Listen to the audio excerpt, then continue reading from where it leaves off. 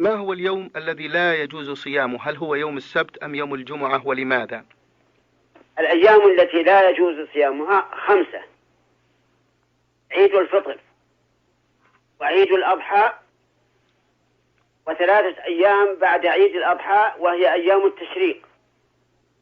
لا يجوز صيام أيام التشريق إلا لمتمتع أو قارن لم يجد الهدي، فيصوم 3 أيام في الحج و7 إذا رجع. غير هذه الأيام 5 يجوز صيامه، لا السبت ولا الجمعة، ولكن الجمعة يكره إفرادها ولا يحرم، لكنه يكره. فإذا قام الجمعة قلنا له صم يوم السبت معها أو صم يوم الخميس معها، إلا إذا صادف يوم الجمعة يوما يسن صيامه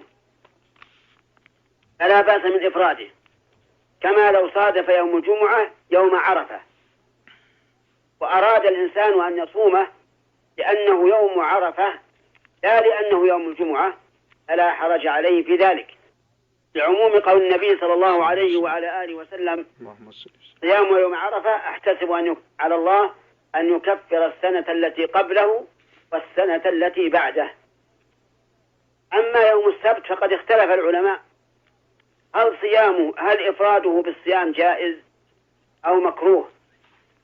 فمنهم من قال إنه جائز لأن الحديث الوارد في النهي عن صومه ضعيف، ومنهم من قال إنه ليس بجائز بل هو مكروه فيكره إفراده، إن صام معه يوم الجمعة أو صام معه يوم الأحد فلا بأس بذلك.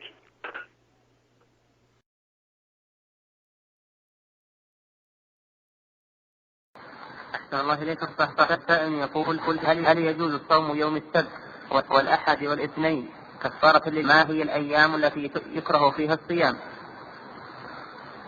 كفارة يصومها في أي السبت والأحد يصوم الكفارة ما فيها، لأنه لم يحدد لها أيام معينة. الله تعالى يقول: فصيام 3 أيام، ولم يحدد في أيام محددة. وأما الصوم الذي يكره قالوا يكره إفراد رجب، إفراد شهر رجب، وإفراد يوم الجمعة، وإفراد يوم السبت، هذا الصوم الذي يكره. ويحرم صوم يوم العيدين وأيام التشريق إلا عن دم مسعة أو قران. نعم. ويحرم على الحائض الصوم أيام الحيض والنفاس